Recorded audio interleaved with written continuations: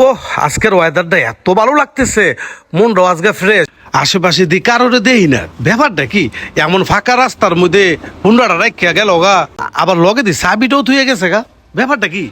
যাওয়ার পর হইব কারোরে যেহেতু দেই না, গাড়ি আমারই, চাবি আছে আর টেনশন কি, চাবি মারমু আর স্টার্ট দিমু লইয়া যামু গা। ব্যাপারটা কি চাবি মারার পরও দেই স্টার্ট হয় না, দেহি গাড়িতে তেল আছে নি, বুঝছি তেলই নেই। বেড়ায় রাস্তার মধ্যে গাড়ি হালাই দিয়ে গেছে, লগে চাবিটা সহকারে, বেড়ায় কি তেলও দিয়ে যাইব, বুঝছি আমি তেল ভরমু ডাক্কাই লই যাবো গা। এতটুকু কষ্ট করতাম পারতাম না, আর পাম্প পর্যন্ত যদি লয়ে না ও যেতাম পারি তো গাড়ি তো আমার হইতো না। আগে পাম্প গিয়ে লই তেলটা ভরে লই, এরপরে একবারে মানজামাইরা চালামু। মানুষ এমন কামই করে, লাখ টিয়ার উপরে হুন্ডাটা হালাই দিয়ে গেল গা।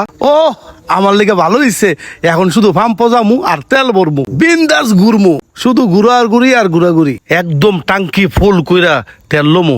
যাক, অনেক কষ্টের পর পাম্পে এসে পৌঁছাইলাম, মোটামুটি পাম্প খালি আছে, সিরিয়াল লাগতো না। হ্যাঁ হ্যাঁ, কইও মামু তেল লাগবো? হ্যাঁ, 5 লিটার তেল দেন আমার গাড়িত। 5 লিটার তেল? হ,